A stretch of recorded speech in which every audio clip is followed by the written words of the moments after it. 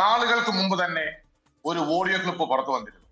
അതായത് അന്ന് വന്നിരുന്നത് വളരെ നിരാശാജനകമായ ഒരു ദിലീപിനൊക്കെ ആശ്വാസമായതും അല്ലെങ്കിൽ നമുക്കൊക്കെ ഇത് ഈ അതിജീവിതയെ പിന്തുണയ്ക്കുന്നവർക്കും അവരെ സ്നേഹിക്കുന്നവർക്കും ഒക്കെ നിരാശാജനകമായ ഒരു വോയിസ് ക്ലിപ്പ്.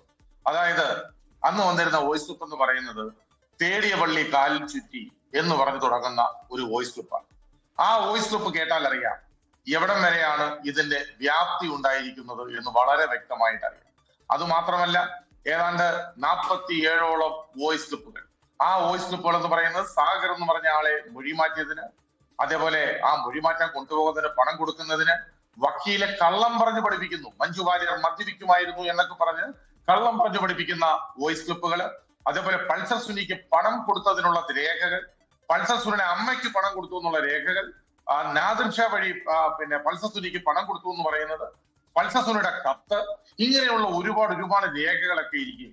ഇതിനകത്ത് ഈ കോൺസ്പിറസി തെളിയിക്കാൻ പറ്റിയില്ല എന്ന് പറയുന്നതിനകത്ത് ഒരുപാട് സംശയങ്ങൾ ഇരിക്കുക. ഇതാണ് ഇതിനകത്ത് ഏറ്റവും വസ്തുതാപരമായ ചില കാര്യങ്ങൾ.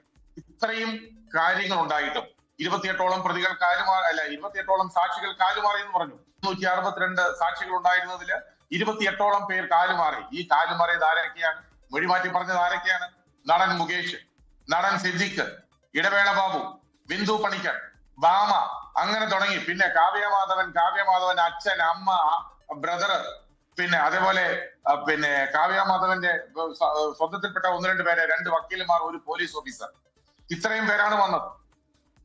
ഇവര് മാത്രമാണ് ഈ കൂറുമാറി വന്നത്. അപ്പൊ നമുക്കറിയാം ഈ കൂറുമാറി വന്നവർ ഏത് രീതിയിലാണ് ഇത് പറഞ്ഞിരിക്കുന്നത് എന്നുള്ളത്. എന്നാൽ ഗീതു മോഹൻദാസോ ഈ മഞ്ജു വാര്യരോ ഒക്കെ പറഞ്ഞ മൊഴിയിൽ തന്നെ ഉറച്ചു നിന്ന ആളുകളുമാണ്. ഇപ്പൊ ഇതിനകത്ത് എനിക്ക് ഒരു കാര്യം മനസ്സിലാവുന്നുണ്ട്. ഈ പറഞ്ഞ പല ഘടകങ്ങൾ എന്തൊക്കെയോ വളരെ എന്താണെങ്കിലും മേൽക്കോടതിയിലുണ്ടല്ലോ, മേൽക്കോടതിയിൽ പോകാൻ തന്നെ തീരുമാനിച്ചിരിക്കുന്നു. ഇന്ന് മന്ത്രി രാജീവ് തന്നെ പറഞ്ഞിരിക്കുന്നു, അദ്ദേഹം പറഞ്ഞിരിക്കുന്നു തീർച്ചയായും മേൽക്കോടതിയിലേക്ക് പോകും. ഈ വിധിയിൽ അവർക്ക് ഈ വിധിയിൽ അവർക്ക് ബോധ്യപ്പെട്ടില്ല എന്നുള്ള രീതിയിലാണ് ഇന്ന് ശ്രീ രാജീവ് പോലും കുറച്ചു മുമ്പ് പ്രസ്താവന നടത്തിയത്. മന്ത്രി സഹിച്ചറിയാനും പറയുന്നത് കേട്ടോ, ഞങ്ങൾ അതിജീവിതയ്ക്കൊപ്പമാണെന്ന്. ഈ പറയുന്ന ആളുകളൊക്കെ തന്നെയാണ് കുറച്ച് നാളുകൾക്ക് മുമ്പ് ADGP ശ്രീജിത്ത് അന്ന് ഈ കേസ് ഏറ്റെടുത്തപ്പോ ഈ കേസിൽ നിന്ന് പൊടുന്നതിനെ അദ്ദേഹത്തെ മാറ്റിയെന്ന് KSRTCയിലോ മറ്റിടത്തേക്കോ അന്ന് അദ്ദേഹത്തെ പറഞ്ഞു വിട്ടത്. ഈ കേസിന്റെ മൂർധന്യാവസ്ഥയും ഇതൊക്കെ ഈ കേസിനകത്ത് നടന്ന ഒരുപാട് കാര്യങ്ങളാണ്. ദിലീപിന്റെ ഇന്നത്തെ പ്രസ്താവനയൊക്കെ കേട്ടു. ഇന്ന് കോടതിയുടെ മുമ്പിൽ ദിലീപ് പറയുന്നത് കേട്ടു, മഞ്ജു വാര്യർ പറഞ്ഞെടുത്തതെന്നാണ് ഇതിന്റെ ഗൂഢാലോചന ആരംഭിച്ചതെന്ന്. എന്നാൽ തെളിയിക്കണം ആരാണ് ഈ ഗൂഢാലോചന നടത്തിയതെന്ന്. 101% ഇത് തെളിയിക്കേണ്ടത് അത്യാവശ്യമുണ്ട്. ഇത് ആരാന്ന് അറിയണ്ടേ? ഈ ഗൂഢാലോചന നടത്തിയത് ആരാന്ന് അറിയണമല്ലോ. ദിലീപിന് ഇത്രത്തോളം തെളിവുകളും ഇത്രത്തോളം വോയിസ് ക്ലിപ്പുകളും അതേപോലെ ഫോൺ നശിപ്പിക്കലും ഹൈക്കോടതി തന്നെ ചോദിച്ചല്ലോ, 3 പ്രാവശ്യം 4 പ്രാവശ്യം ഹൈക്കോടതി പറഞ്ഞല്ലോ ആ ഫോൺ ഒന്ന് കൊണ്ടുതരൂ എന്ന്. എന്നിട്ട് ഫോൺ കൊടുത്തോ? ഏറ്റവും അവസാനം 4 ഫോണിൽ 3 കൊടുത്തു. ആ 3 ചണ്ടിയായ 3 ഫോൺ, എല്ലാ രേഖകളും നശിപ്പിച്ച ഫോൺ 3. അതിനൊക്കെ ആരാണ് ഉത്തരം പറയുന്നത്? അതുപോലെ FSL റിപ്പോർട്ട് ഈ കോടതിയിൽ 1.5 വർഷക്കാലത്തോളമാണ് പൂഴ്ത്തിവെച്ചിരുന്നത്.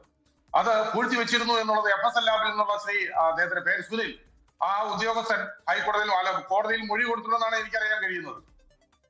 ആ FSL റിപ്പോർട്ട് പൂഴ്ത്തിവെച്ചത്.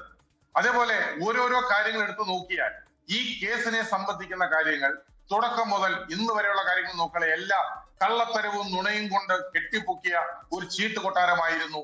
ഇതിനകത്ത് വാദിഭാഗത്തിന്റെ ബൈജു കൊട്ടാരക്കര അന്വേഷണ സംഘം മുന്നോട്ട് പോകുന്ന ഘട്ടത്തിൽ അവർക്ക് സാധ്യമായ രീതിയിലെല്ലാം സമയമെടുത്ത് തന്നെ ഇതുമായി ബന്ധപ്പെട്ടുള്ള അന്വേഷണം നടക്കുന്നുണ്ടായിരുന്നു. അതിനിടയിൽ അവർക്ക് വെല്ലുവിളിയാവുന്ന ഒരുപാട് ഘടകങ്ങൾ ഉണ്ടായി. ഈ 28 സാക്ഷികളുടെ കൂറുമാറ്റം അടക്കമുള്ള കാര്യങ്ങൾ. അപ്പോഴും ഇതിൻ്റെ ശാസ്ത്രീയ തെളിവുകളും ഇതിൻ്റെ സാമ്പത്തിക ഇടപാടുകളുമായി ബന്ധപ്പെട്ട ഡിജിറ്റൽ രേഖകൾ പോലുള്ള ശാസ്ത്രീയമായ തെളിവുകളിലായിരുന്നു അന്വേഷണ സംഘത്തിൻ്റെ പ്രതീക്ഷ മുഴുവൻ ഉണ്ടായിരുന്നത്.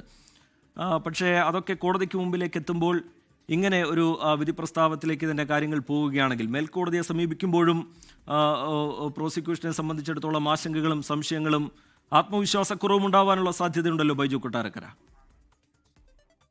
എന്തായാലും മേൽക്കോടതിയിലേക്ക് പോകുമ്പോ ഇത് ഒന്നുകൂടി ഇഴകീറി പരിശോധിക്കും എന്നാണ് വളരെ വ്യക്തമായി എനിക്ക് മനസ്സിലാവുന്നത്. ഇപ്പൊ അടിയിൽ തന്നെ സ്ക്രോളിംഗ് വരുന്നതിനകത്ത് ഒരു ജിൻസൺ എന്ന് പറഞ്ഞ ഒരാളുടെ പേര് കാണുന്നു. ഈ ജിൻസൺ എന്ന് പറഞ്ഞ വ്യക്തിയെ ഞാൻ പോയി കണ്ട ആളാണ് തൃശൂർ. അതായത് ദിലീപിന്റെ കൂടെ പൾസർ സുനിയുടെ കൂടെ അന്ന് ജയിലിൽ ഉണ്ടായിരുന്ന ആളാണ് ഈ ജിൻസൺ. ജിൻസൺ അന്ന് പറഞ്ഞ ഒരു കാര്യമുണ്ട്, 250 രൂപയ്ക്ക് വേണ്ടിയിട്ട് ഈ പൾസർ സുനി ജയിലിൽ നിന്നും ഈ ജിൻസനെ വിളിച്ചു പറഞ്ഞുവെന്നും ഈ ജിൻസൺ പറഞ്ഞു ജയിലിലേക്ക് നിനക്ക് പണം അയക്കാൻ പറ്റില്ല, എനിക്ക് ഫോണിൽ പൈസ ഇടാനാണ് 250 രൂപ അയച്ചു തരാൻ പറയുന്ന പൾസർ സുനി. ഈ പൾസർ സുനിയാണ് ഈ ദിലീപിന് വേണ്ടി കൊട്ടേഷൻ എടുത്തത് എന്ന് വളരെ വ്യക്തമായി ഇവരോടെല്ലാം പറഞ്ഞതാണ്. ഈ ജിൻസിനോട് ഉൾപ്പെടെ പറഞ്ഞതാണ്, പോലീസിനോട് പറഞ്ഞതാണ്, കോടതിയിൽ പറഞ്ഞതാണ്. ഇത്രയും കാര്യങ്ങൾ പറഞ്ഞു കഴിഞ്ഞതിന് ശേഷം, പരസ്യമായ വെളിപ്പെടുത്തലുകൾ നടത്തിയതിനു ശേഷവും ഇതാണ് ഞാൻ പറയുന്നത്. ഈ നമ്മൾ ഏത് ലോകത്താണ് ജീവിക്കുന്നതെന്ന് എനിക്കറിയാൻ പാടില്ല. എന്തൊക്കെയാണെങ്കിലും ഒരു കാര്യം കൂടി ഇന്ന് വരാതിരുന്നത് നന്നായി. 8.5 വർഷക്കാലം മാനസിക പീഡനം അനുഭവിച്ച ഈ മാന്യദേഹത്തിന് എന്തായാലും ഒരു 10 കോടി രൂപ അല്ല 15 കോടി രൂപയോ പിഴയായിട്ട് കൊടുക്കണം എന്ന് വിധിക്കാതിരുന്നതിൽ എനിക്ക് വളരെയധികം ഖേദമുണ്ട്. അങ്ങനെ ഒരു വിധിയും കൂടെ പ്രതീക്ഷിച്ചിരുന്നു.